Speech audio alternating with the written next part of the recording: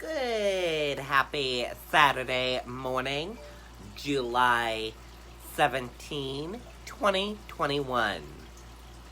I'm Riley King, and welcome to this Saturday morning edition of The Morning Show with Riley King. It's time to rise and shine and get this Saturday off to a good start, so grab that good cup of coffee, sit back, relax, and enjoy the Saturday morning edition of The Morning Show with Riley King, where we have a little bit of everything for you in this program. So let's get started right now.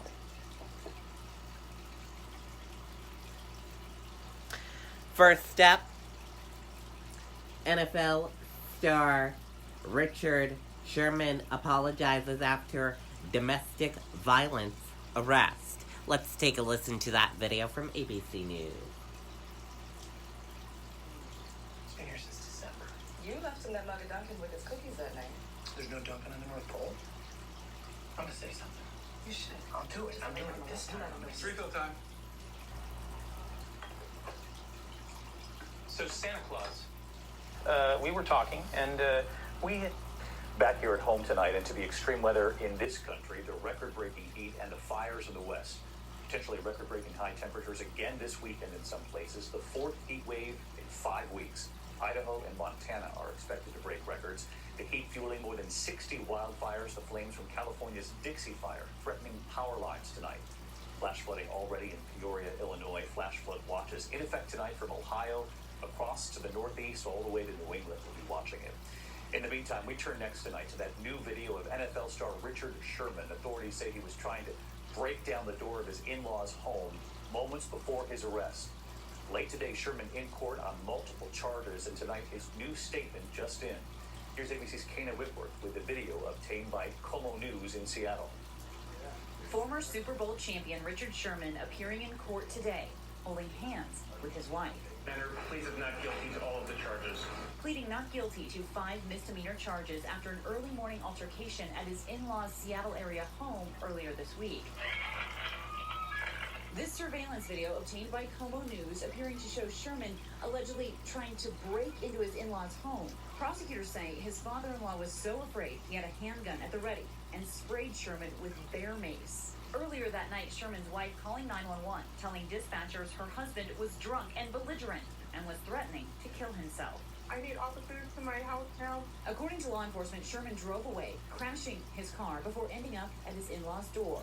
The charges against the 33-year-old free agent ranging from domestic violence, driving under the influence, to second-degree criminal trespassing and resisting arrest. Sherman, a 5-time Pro Bowl cornerback, breaking his silence on social media, writing in part, "I'm deeply remorseful for my actions on Tuesday night. I behaved in a manner I'm not proud of. The importance of mental and emotional health is extremely real, and I vow to get the help I need." And David, tonight, his wife saying she is committed to helping him get the support that he needs. And in the meantime, his lawyer says he's investigating all the charges against him, adding he looks forward to vigorously defending him in court. David. Kana Whitworth reporting in tonight. Kana, thank you.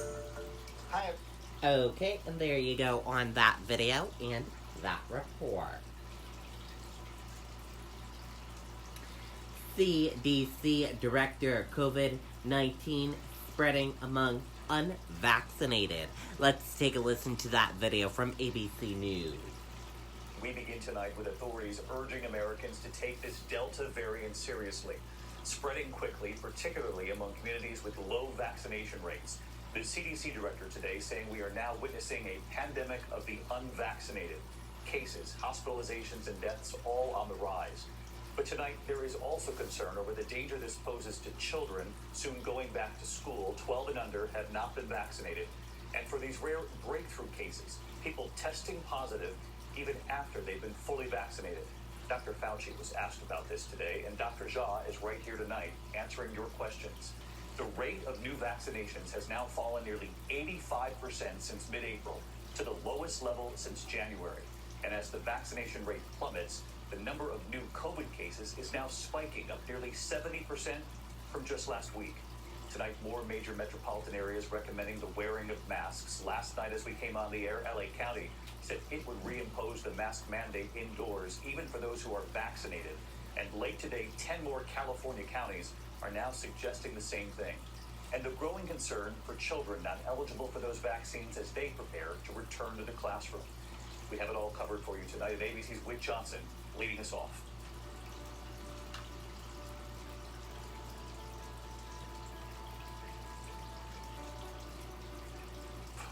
Tonight, an alarming rise in COVID cases as vaccination rates plunge across the country, down nearly 85% since mid-April, prompting this stark warning from the director of the CDC. This is becoming a pandemic of the unvaccinated. Our biggest concern is that we are going to continue to see preventable cases, hospitalizations, and sadly deaths. The administration monitoring the highest transmission in 5 states, including Florida, which accounts for 1 in 5 of all cases in the U.S. And with the Delta variant now dominant, concern about breakthrough infection. You never expect yourself to necessarily be in that category, but I became one of those unlucky breakthrough cases. Travis Dejanay says he's fully vaccinated, but tested positive after traveling to Cape Cod for the 4th of July. Current data shows the vaccines remain highly effective at preventing hospitalization and death. But today, Dr. Fauci was asked how much those rare breakthrough cases were contributing to the current spread. I think one can make a reasonable assumption that it would be less likely that that vaccinated breakthrough person would transmit compared to an unvaccinated person. The U.S. daily case average jumping 129% since mid-June. Today, California topping 4,600 new COVID cases, the most since February. Now, at least 11 counties reimposing indoor mask mandates or recommendations, even for the vaccinated, impacting more than half the state. We're seeing a significant spike, such that the numbers are about 7-fold. And with some children returning to the classroom in just days, Arizona educator and parent Katie Nash wants the state to bring back its mask mandate in schools. It just makes me very apprehensive about what potentially could happen when you have 30 plus kids in a classroom, all working together, sharing that same space, that same air. Kids under 12 still not eligible for a vaccine, but Pfizer is planning to apply for emergency authorization in September or October. Regulators say they want to see extra assurances the vaccine is safe, possibly extending the time spent monitoring kids for any reactions. That could mean shots into arms by late this year or early 2022. The notion that children can't be sick or become very sick with this virus is false. This is a disease which can be severe in children, and if we can prevent it safely, we should prevent it.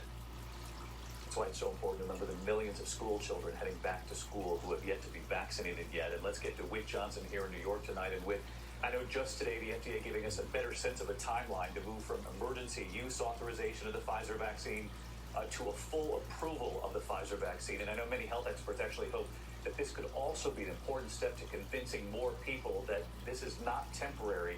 It would be a full approval.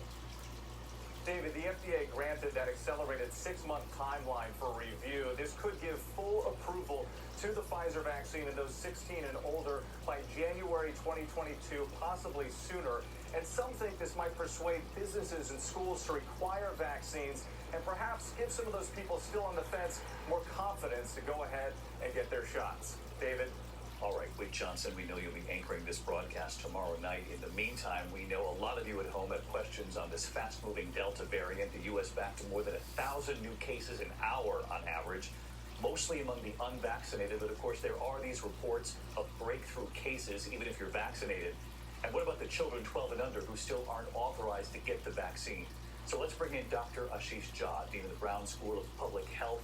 Dr. Jha, always great to have you. I know you find these new numbers concerning as well, but when you start to hear LA County and then late today 10 other counties in California saying that they too would reinstate these mask mandate recommendations indoors when you're out and about, even if you're vaccinated, I'm curious, does that make sense to you? And are we at risk here of going backwards?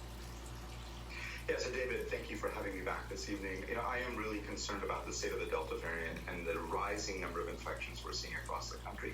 I think these counties are acting prudently because infection numbers are rising so quickly We can't tell who's vaccinated and who's not. And we do know there are breakthrough infections even for vaccinated people. So it makes sense in places with high rising infection numbers to put the mask mandates back in. And you know, Dr. Jha, Witt's report there off the top of the broadcast showed that this Delta variant, of course, spreading quickly, especially in places with low rates of vaccinations. But I know it's not just about getting the word out there. There's real concern for children 12 and under who haven't been able to get vaccinated going back to school in the coming weeks. Authorities are really pushing that this is not about just getting yourself vaccinated in these communities.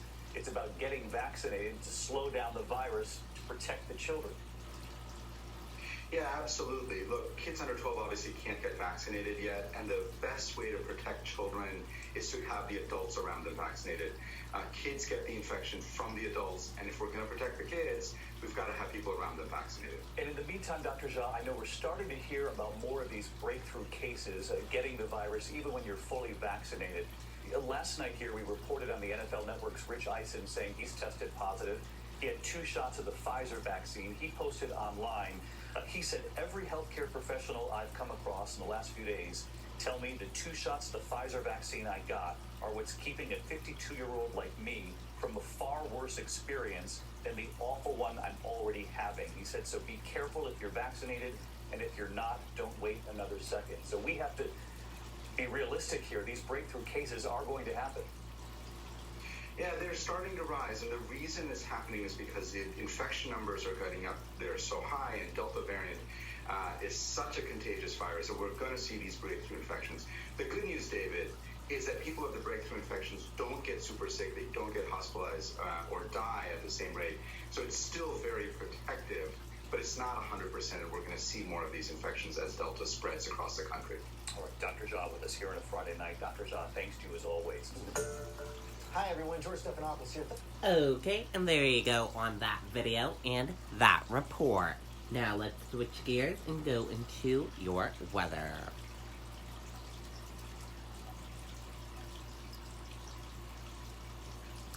And here is a look at the weather across the United States for this Saturday. As you can see, we have rain all along here, and then along the east coast here, it is very dry. And then some rain showers around here and all around here, and then dry mainly over here, and down here as well. The rain is mainly in the middle. As you can see, this big rain band will be making its way to New Hampshire. And that is a look at the weather across the United States for this Saturday. Let's switch gears now.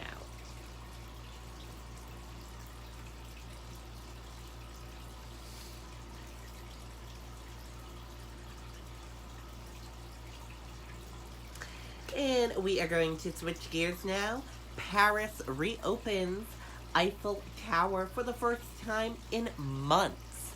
Let's take a listen to that video from ABC News. What song goes like... No,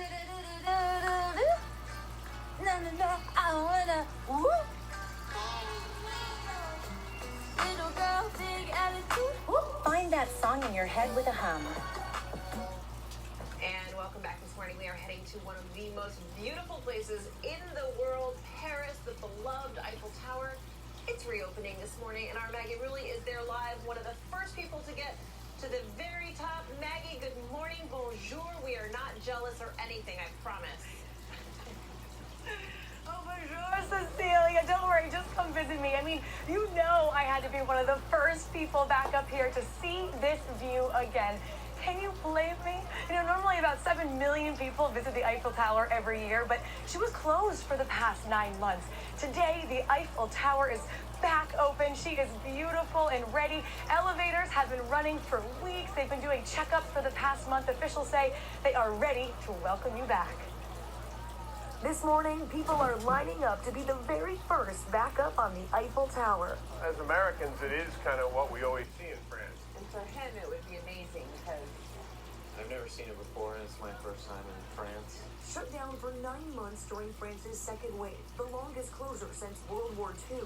Finally, the symbol of Paris is once again open for business. The Eiffel Tower reopening, it's like like is back again. Sophie Favreau, a tour guide here in Paris, says during lockdown she went from giving 3 tours a day to 3 in the last year and a half. It was like a crush, total crush. I just lost my activity from one day to another. But with the Eiffel Tower back open, she's hoping the tours follow. Nothing screams I'm in Paris more than turning a corner and then boom, there's the Eiffel Tower. And she's looking better than ever. For the first time in her 130-year history, the Eiffel Tower is going through its largest renovation ever, including a brand new paint job that officials say will be done soon. Many Americans are already booking their flights. Authorities say they're now ready to open up and still keep people safe, filling elevators at only 50% capacity, making masks mandatory, and limiting it to 10,000 people a day, half their pre-pandemic numbers. And for the first time since before the pandemic, every floor of the 1,063-foot tall tower is open to the public. Now, day or night. This is why people love the Eiffel Tower. The Eiffel Tower is shining once again.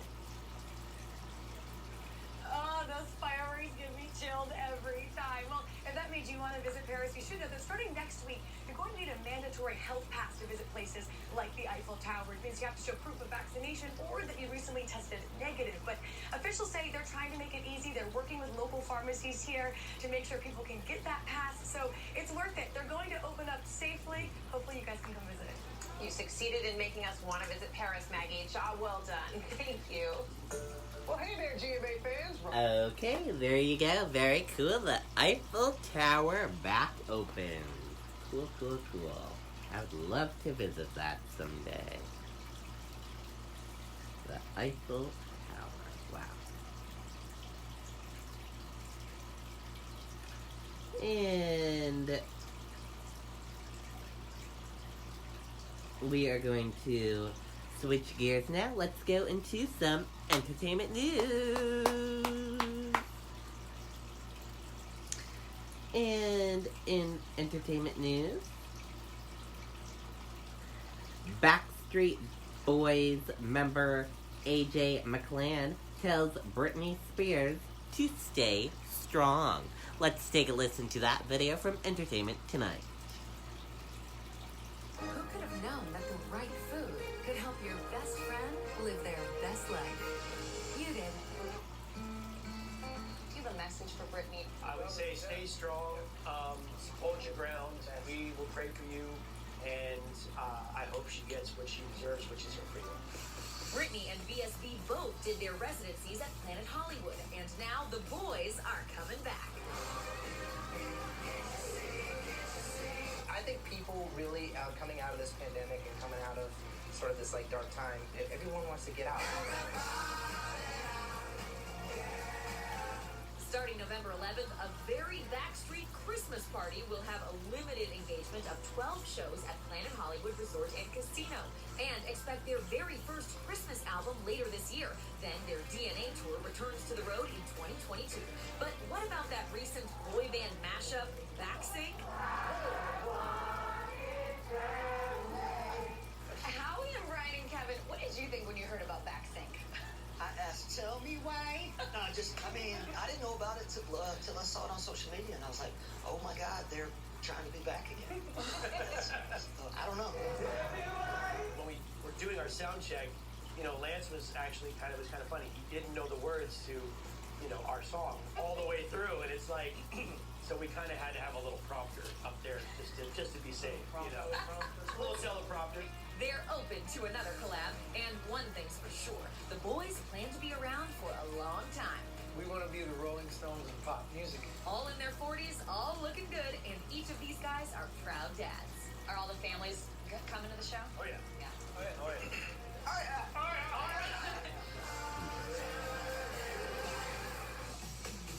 Okay, there you go. Very cool indeed.